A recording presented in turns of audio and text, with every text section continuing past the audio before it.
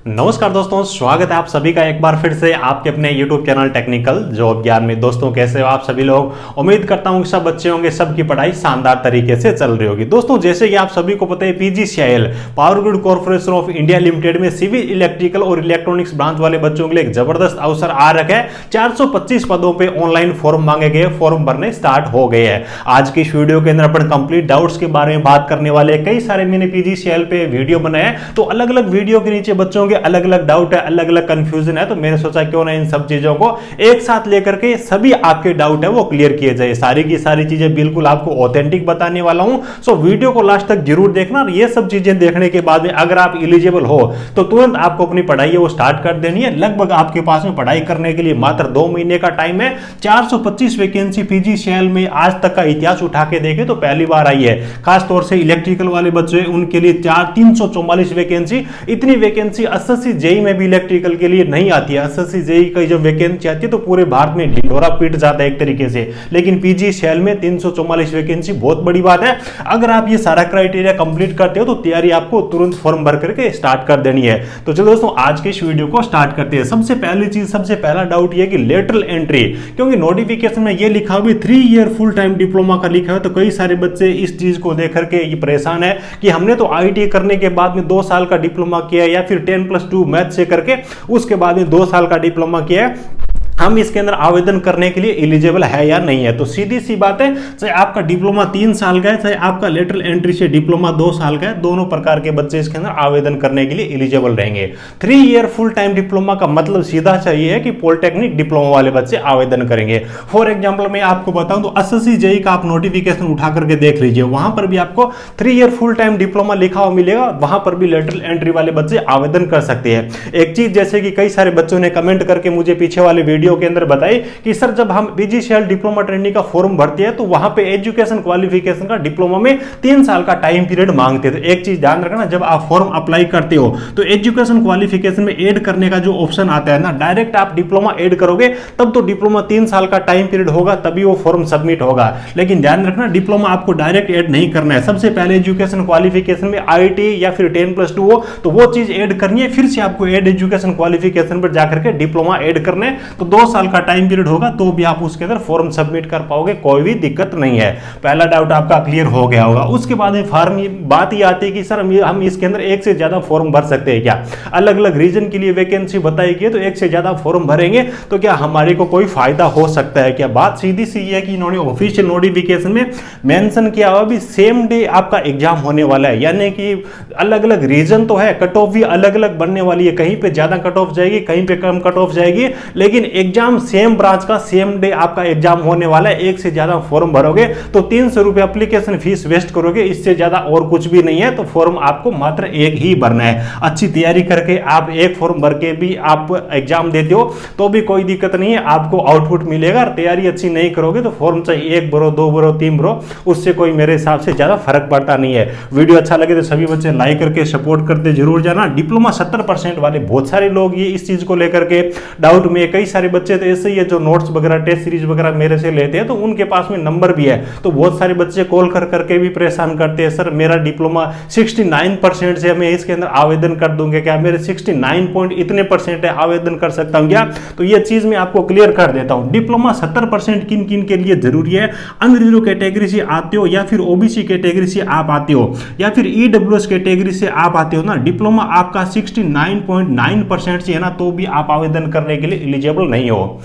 Unreserved category, OBC category, EWS category का diploma 70% से होना ही होना चाहिए, अदरवाइज आपको इस वैकेंसी के बारे में आगे सोचने की जरूरत नहीं है। अब जो लोग SC कैटेगरी से आते हैं, ST कैटेगरी से आती है, विकलांग कैंडिडेट है यानी कि दिव्यांग, या फिर PGCIL में जो काम कर रहे कर्मचारी, उनसे केवल पासिंग मार्क मांगा गया यानी कि डिप्लोमा है, तो वो लोग आवेदन कर पाएंगे। ठीक है, तो सीधी सी बात है, एजुकेशन क्वालिफिकेशन का क्राइटेरिया 70%, अनरिजर्व कैटेगरी, OBC और EWS के लिए रखा गया। अगर आपके पास पास में ये परसेंटेज है तो आपको अपनी तैयारी है वो अभी से फॉर्म भर के स्टार्ट कर देनी है, क्योंकि डिप्लोमा 70% वाला क्राइटेरिया है, इसकी वजह से बहुत सारे लोग हैं वो बाहर हो जाएंगे। यहाँ पे कंपटीशन उतना नहीं रहेगा जितना कि दूसरे एग्जाम्स में रहते हैं। ठीक है, तो तैयारी आपको टाइम से स्टार्ट कर देनी है, अच्छे स्टडी मटेरियल के साथ में तुरंत आपको पढ़ाई स्टार्ट करनी है। बहुत सारे बच्चे ऐसे पूछते हैं कि सर हम कोचिंग करें क्या, कहां से करें, कोचिंग करनी चाहिए नहीं करनी चाहिए। 2 महीने का मुश्किल से आपके पास में टाइम है, और हो सकता है इससे ही कम हो, क्योंकि नोटिफिकेशन में अक्टूबर का महीना उन्होंने लिखा है, हो सकता है 15 अक्टूबर के बाद ही हो जाए, 10 अक्टूबर के बाद ही हो जाए।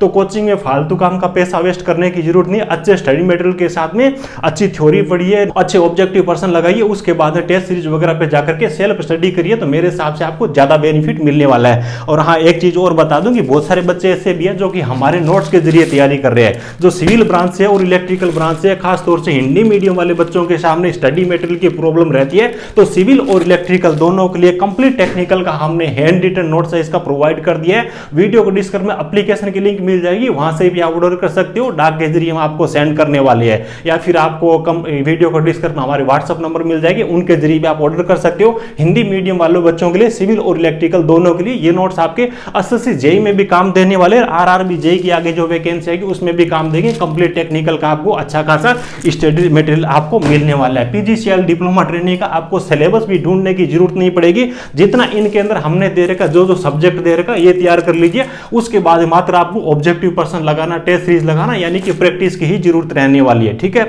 आपको सिलेबस भी ढूंढने की जरूरत नहीं रहेगी, इंग्लिश मीडियम में ये नोट्स नहीं है। ठीक है, उसके बाद देखिए अगले टॉपिक पे अपन चलते हैं। कई सारे बच्चे बी टेक और एम टेक के बारे में पूछते हैं, हमने डिप्लोमा कर रखा है लेकिन बी टेक की डिग्री भी कर रखी है, क्या हम इसके अंदर आवेदन कर सकते हैं? पहले तो अपन बात कर लेते हैं नियमों के बारे में। नोटिफिकेशन में क्लियर ये चीज लिखी हुई है, आपके पास में केवल डिप्लोमा है तो ये आपको आवेदन करना है। बी टेक की डिग्री, एम टेक की डिग्री है तो नियमानुसार आप इसमें आवेदन करने के लिए एलिजिबल नहीं हो। पहली चीज तो ये कि नियमों को आप फॉलो करते हो तो आपको इसके अंदर आवेदन नहीं करना चाहिए। अगर आवेदन कर देती है तो क्या होता है, अगर आपके पास में बीटेक की डिग्री है और डिप्लोमा भी है, डिप्लोमा बेस से आप आवेदन करते हो, बीटेक की डिग्री आप छिपा लेते हो, तो नियम ये है, नोटिफिकेशन में ये लिखा हुआ है कि जब भी आपकी डिग्री के बारे में पता चलता है तो आपको विभाग कभी भी नौकरी से हटा सकता है। ये चीजें रिस्क आपकी रहेगी। डिग्री आप छुपा सकते हो तो छुपा करके आप आवेदन कर सकते हो, लेकिन मैं नहीं बोलता कि डिग्री छुपा करके आपको आवेदन करना चाहिए। बाकी आपकी मर्जी है, आप चीजों को गुप्त रख सकते हो। तो डिप्लोमा आपने कर रखा है तो बीटेक की डिग्री है तो भी फॉर्म भर दीजिएगा, लेकिन चीजें आगे नहीं आनी चाहिए। आगे आ जाती है तो नियम ये कहते हैं कि कभी भी आपको नौकरी से हटाया जा सकता है। ये भी आपको डाउट क्लियर हो गया। उसके बाद में कास्ट सर्टिफिकेट के बारे में, स्टेट गवर्नमेंट का लगाएं या फिर सेंट्रल गवर्नमेंट का लगाएं, सर कितना पुराना हमारे को कास्ट सर्टिफिकेट लगाना चाहिए?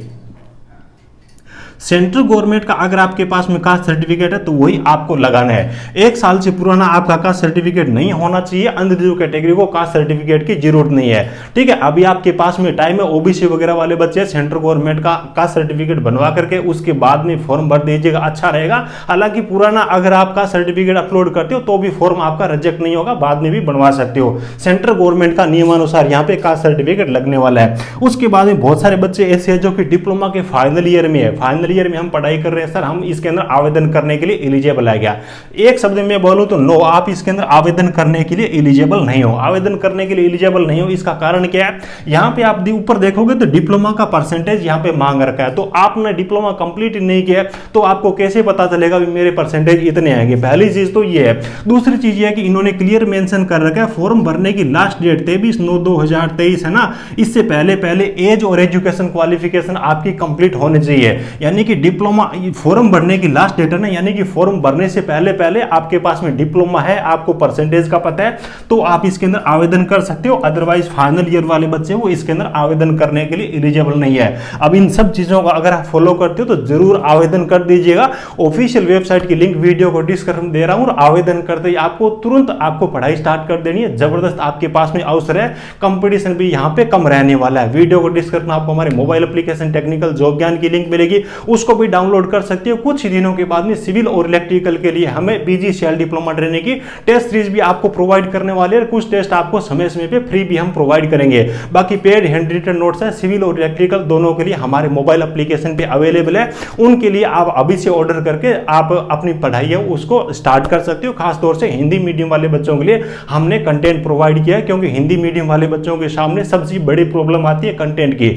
उम्मीद है कि सब चीजें आपको अच्छी तरीके से समझ में आ आ गई होगी। वीडियो अच्छा लगा हो तो एक प्यारा सा लाइक करना, अपने जरूरतमंद दोस्तों के साथ में इस वीडियो को शेयर जरूर करना, चैनल पे पहली बार विजिट कर रहे हो तो सब्सक्राइब जरूर कर लीजिएगा। Thank you, best of luck.